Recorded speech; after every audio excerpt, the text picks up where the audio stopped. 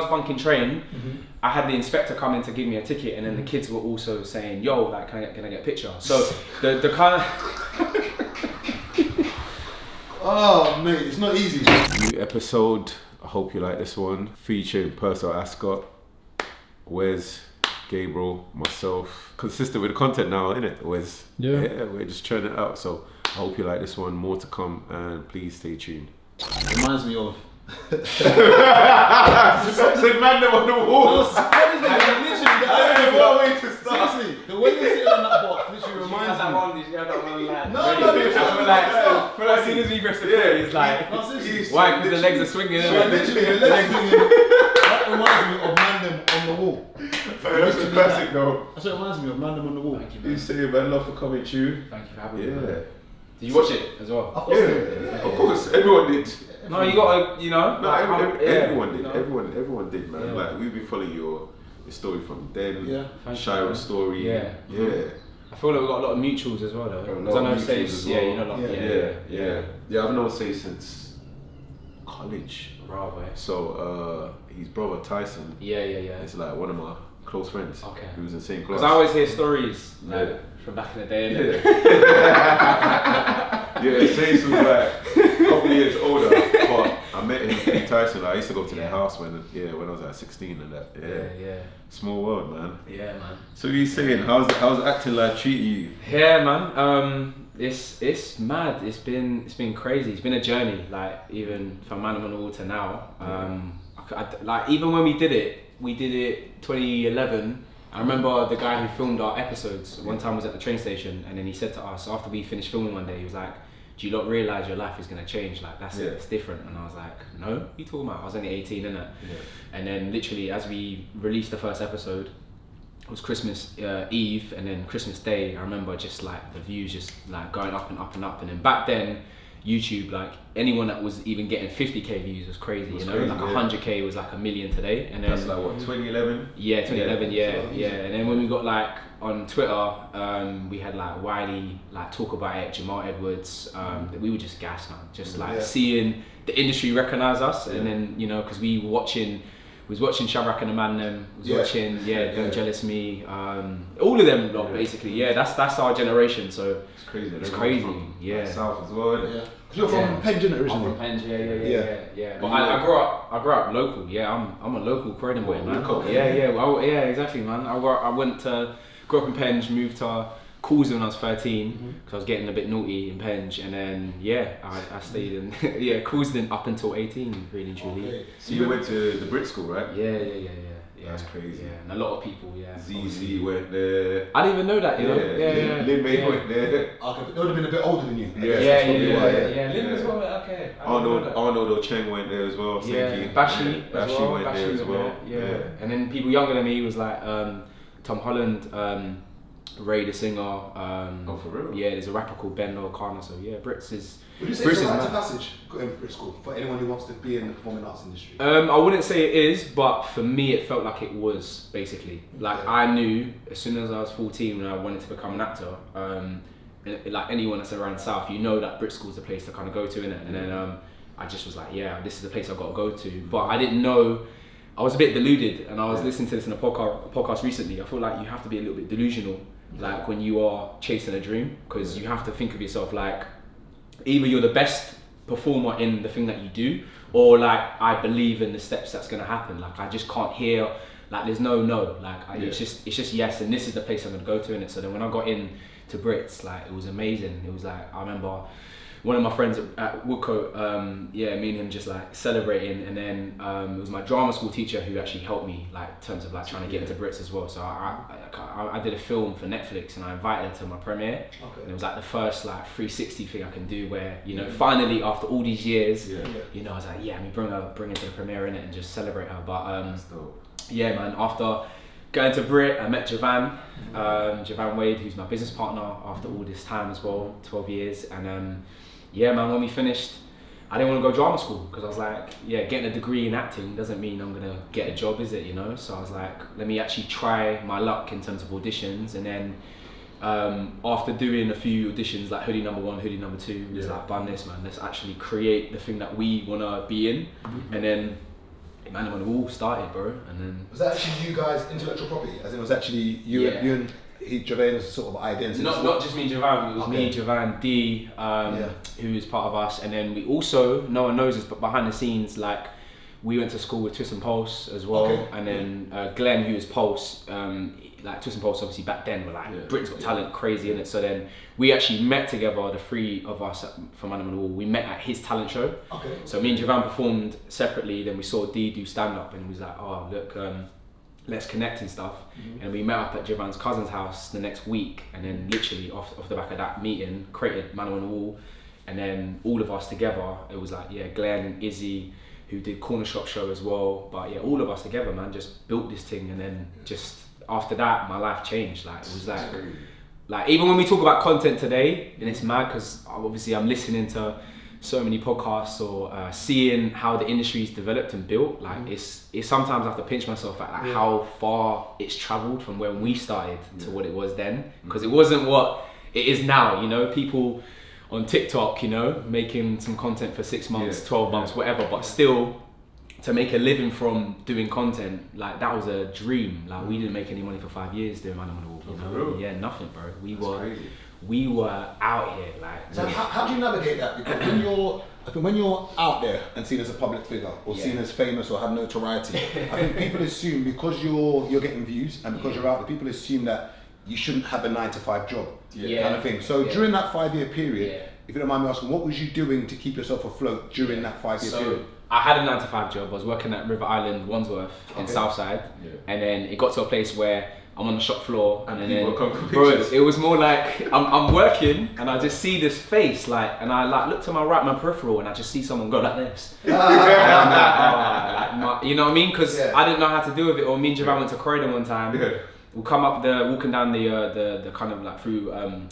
Whitgift, and then we see these kids come up the stairs and they just see us, but they just screamed. They didn't say anything else, but I felt scared. I don't know, all the emotions, like this is new, so new to us. So quickly I was like, all right, cool, I can't work like a normal job. And to answer your question, truthfully speaking, we didn't really have another plan.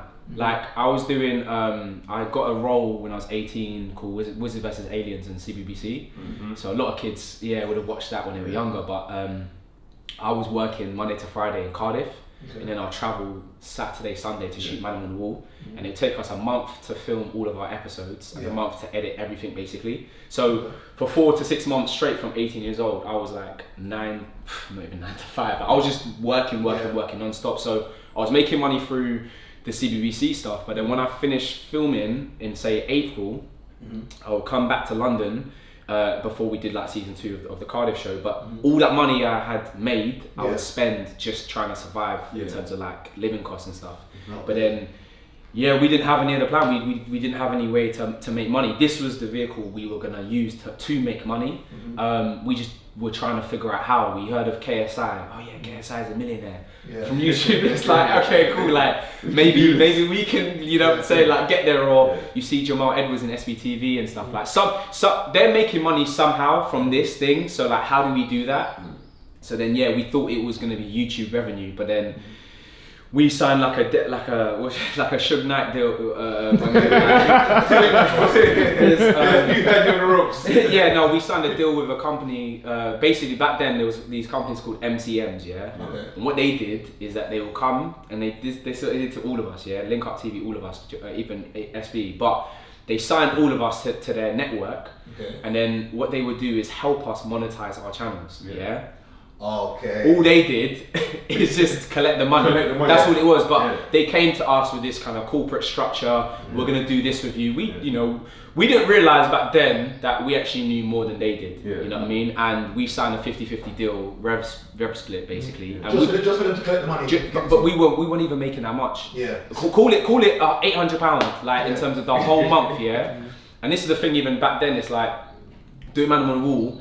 It would take us 30 days, like I said, to film all of this stuff, to edit all that content, all that time, all those hours, like the money was never like, we just couldn't like justify the time spent whilst making. Nowadays people can like, we couldn't compete with Don't Jealous Me, he puts a camera in his room maybe, or it could be another person, KSI, they're playing FIFA like in their house to shoot that and edit that and release that as content, and then like you can make that sustainable. We just couldn't, but we knew that we had something culturally that was so big. But then I'll say, sorry to finish my point, the game changer for us was Youngers on E4, you know. So that's when we, not that we got paid loads of money, but we found a way to make money from what we were doing, you know what I'm saying? So then that's when we like, we got paid a little bit from that. So how did that Youngers thing come about? We got an email come through from Big Talk Productions, who is the company that make Youngers, and they said to us in the email, they were like, oh, can you come in for a meeting? Because we love what you're doing. The new writer that we have on the show now, black guy from Lewisham, Levi, big up to Levi as well, but he was a fan of us, and then when he got contracted to write Youngers, he said to them in his pitch meeting, look, I think we need to add these boys here, they're amazing, whatever. So we then got lifted from YouTube to TV basically. You know? Did you have an agent at that time? We did, but like our acting agent at the time, they didn't know like the intellectual property of YouTube to like TV format. So like the contract was like, I was engaged as an actor, and you get paid something called equity minimum. So like it could be £800 a week, which sounds amazing in terms of back then anyway. But like the shooting period is only 6 to 8 weeks, so I might be getting £800 per week, but it's only for that period, and then that's it. We don't make any more money for the rest of the year. So we spent loads of time like I think in terms of even us as like a brotherhood, like, I think it made us even stronger, because I had to be there where like, I don't know, we're sitting on the floor in the flipping street because Javan can't pay off a certain car payment, or I was cycling from Coulsdon to London to go to meetings. You mean London as in like literally like zone 1? As in you mean? My office is a top form. Bro, I had to, this is what I'm saying about delusion, I had to convince I told people. Coulsdon to zone 1? Listen, I told people when I got to journey. You're basically on the border of M25. I know that whole, you know, from here, Norbury, Heath, Streatham, Brixton, Kennington, Waterloo, I know that whole journey from start to finish. And how long were you doing that for? I did that for, I would say like a good 3 to 4 month period, bro. Seriously? Yeah, and I would even cycle from here to Downham, because Javan lived in Downham, that's where we did all our work. And how old was you at this point? I was 18, 19. Yeah. And this is when you're at sort of, would you say you're just about breaking through with Mandem and all at that point? No, we had broke, yeah. Also, people knew you by then. People knew, but what it was is that when I was bunking train, I had the inspector come in to give me a ticket, and then the kids were also saying, yo, like, can I get a picture? So the kind of... Oh, mate, it's not easy. It's not easy. Being broke is like one of the hardest, worst, like, frustrating thing, like, especially, I don't know, like, that's what I'm saying. The only way we got through that time was just sheerly brotherhood and faith. Like, we'd be in the kitchen in Javan's mum's house, like, cups of teas because we can't eat nothing, but we'd be, you know what it is, actually, I'll say this, yeah? It was the happiest period of my life. Seriously? The best period of my life, ever. Creatively, unstoppable. Because if you can't, you can't stop me from creating content, and I've got no money in my pocket, but nothing is stopping me, then, you know what I'm saying? Like, we're not untouchable, but it's like we were just ready for every opportunity, you know what I'm trying to say? So like, did your parents the hunger was crazy. Did your parents at any point say to you, hey, person, I understand this passion you've got for doing monologues. I understand that. I've seen you do your auditions, and I see the setbacks. Do you not maybe want to just go to uni then and maybe study accountancy? No, I mean, because your family, what are they? Zimbabwean, right? No, my dad said to me, my dad didn't, when I said to him I want to be an actor, he wasn't sure about it at first, but I've got my stepdad as well and my mum in terms of like family setup. My stepdad, who in fact I'd say is more like a very pragmatic, realistic guy. He's very, you know, he drives a black taxi in London. For all my life, you know, the guy, like money-wise, he's got everything sorted. He's also Indian as well, descent. So you really know culturally how they're kind of set up in certain ways. But he was the one who was like, yo, no, like we got to take him to, like Brit School wise, he took my application form physically by hand, drove it to Brit School. It was like, yo, this is, you need this guy. Like, he saw me perform in Woodcote when I was in year 10, and then I think that performance like showed him something that I can do. I don't know what I did, but obviously I fell in love with acting, and you know what I mean, that was the passion. But at the same time, when I was doing everything I was doing, like I said to mum, like Mumsy is always super supportive as well, you know, like even when I was cycling from Coulson to London, she was like, look son, like here's a tenner. But for my pride, my integrity, I couldn't take that, you know what I mean, because this is my journey, like I had to do this thing. But I was also I'll say the entrepreneurial spirit was still inside of me as well from early. So like I had my own FBA business at 16. Okay. So I was selling secondhand books on Amazon. Yeah. My dad was doing it at like a 10 times scale compared to me. But yeah, I had this machine called a Neato scan. I'll go to charity shops, scan the thing, it will do a little sound, and it'll tell me that this is worth £1.50 on Amazon, 50p in the shop, innit? So then I did that for like a 2-week period before I just got super lazy with it. But like I made like a lot of money in a quick space of time. But like I said, I got lazy with it, but it taught me something in terms of like, you know what, like if you got a little dream, you got a dream, you know what I mean, you can build something around it. And also I can't even take credit in terms of the credit's also with my friends that I did it with. Like if you understand, like Javan for example, say like his family setup is like it's crazy. Like I met his uncle. The Wades. Which uncle? I think it's the one that's in the church. I can't remember David or Uncle Dennis. I think it's Dennis. Dennis, yeah. So Dennis managed us. Okay, yes. Dennis was our manager. It was first and foremost, it was Javan's dad, but unfortunately, tragically, he passed away. God, rest in peace to Uncle Derek. But Uncle Dennis then took over from, you know what I mean? And then, like learning from him. Yeah. Very sharp guy, Dennis. This is what I'm saying, like in terms of like, even I'm 31, but like I feel like my mental is like, I just have been around so much experience of like just businessmen and just like how they think and operate is crazy, man. So even when we were in our lowest period financially, I feel like we were our strongest period like creatively. But then as things we got a bit more successful in areas and stuff, and that things change, innit? How do you juggle that? So I've got two questions together. Now, when would you say you finally got your big break, where I think maybe where you said to yourself, wow, like this looks like it's actually working now, like I'm not scrambling. What would you say was the big break and what led to that? And then the second question is, obviously with acting, if you're not working, you're not getting paid. And a lot of people are going to be watching this saying, look, I want to get into the acting field. Yeah. Is it strictly acting you do now, or is there other streams of income which you have to supplement the acting when you don't have a gig? Yeah. So do you do anything in the, like he's saying, do you do anything in the background? Like, I'll tell you the big break moment to answer your question was, so now we got a company called The Wall of Entertainment, and I'll tell you how that all runs. It's so mad, bro. But like basically, before Wall of Entertainment, when we did Mandem on the Wall for 5 years, we got to a place where we were like, you know what, creatively, we got more ideas, and you can't sit underneath this umbrella called Mandem on the Wall. Like there's no point, like you said a minute ago, you're going to create a fitness channel because you want to separate the content you're doing on this channel, right? Same thing that we had, but we then had a vision of like, yo, let's create a platform, so not only are we helping ourselves in terms of like the ideas we're going to do, we're going to help other people, like Jamal and Link Up and these lot, and we did that through comedy.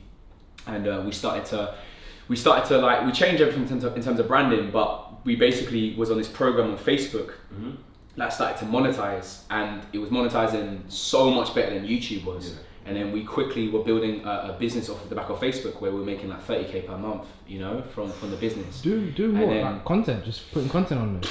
So basically, like we were at the same time era as like the Uni Lads and Lab Bibles. Ah, okay. So we were like mixing with that crowd of social meme content. Yeah. So it was the early days of like, you see a viral clip, you put it on a meme page, quote unquote, right? But like. We were there in the early days where we was monetizing, and in our office, like we had like Anthony was there from I'm Just Bait, we had Abdi TV who's gone on to do amazing things. Even like there's another channel called Stand Out TV. Harry used to work for us, so like like a lot of the scene now that you see are people from this like the core energy of this thing, innit? But in terms of the break, that was where I was like, hallelujah, like finally, because I was always like, God, if you can just like give man travel money and I can eat. How old are you then? Sorry, how old are you then? So when we started to run the Wall of Comedy, this is 5 years in, so I'll say like 23, 24. Okay. But then we fell into it, and then we became CEOs of a business, and then very quickly, in like 12 months after launching the Wall of Comedy, we had a team of like say 25, 30 people in an office in central London. And you're 23 at this time? 23 at this time, yeah, in an office in central London, and we were just like creating content. So we used the money that we was making from Facebook, we built a production team, we built a social media team, and then what we'll do is then we found like other content creators in the space. You know, Philly was a part of that journey, so we saw him, we made a show called Questions that he was doing on the street and stuff like that. We then we saw like Chunks before the Beta Squad, they were called the Mandem. We saw Michael Dapper, brought him to the office. Obviously Michael was killing it anyway. But just everyone that was in that space in that time, we were just, okay, let's collaborate. Let's create as a bridge where we can all build together. So that's what we were trying to do. So how did that work with the talent? Were they put on like sort of like a rev split sort of thing, like based on how the content performed? Were they on contracts? Because it was paid more from sponsors. How did it? Yeah, we the business, especially the industry at that time, it was still quite fairly new. Like brands wouldn't come in to like give us like big contracts to do content per se, right? Okay. It was more the fact that we were using our own production team and our resources to put on people and give them our pedestal to have a bigger audience. Does that make sense? Yeah. And that's the way that they were growing. So people like even like Bash the Entertainer, although we wasn't like making original content with certain people, we were putting them on our page of 8 million followers, where they would then build an audience, and then they'll make their money that way, right?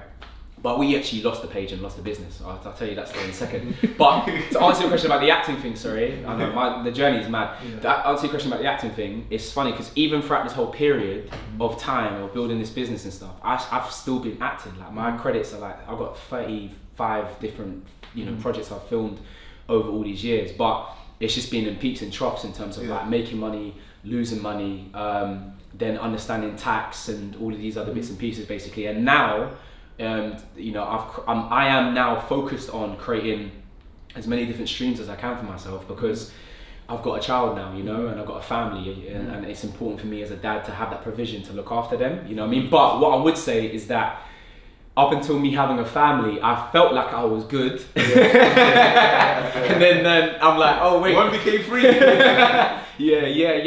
Going on holiday, it's free seats that you got to pay for, Yeah. So now I'd say like I'm back in that position where I've got to like build again, But I'm thankful that I got the lessons that I've learned already to like apply it to now. So I've got like an acting school. I manage content creators. What am I doing else, man? I'm doing everything. I'm looking to do fitness as well for next year. Yeah, man. Like I feel like even the capacity question is weird, because I agree with you. Like I had a football club with Sace as well, Wall FC. Who's playing against SE Dons and all these man as well. So that was a venture that I was pushing a couple of years ago, but I got burnt out. Like I was fatigued, and I was like, I can't do everything. Yeah, it's got to be like strategic. Impactful things basically. Yeah.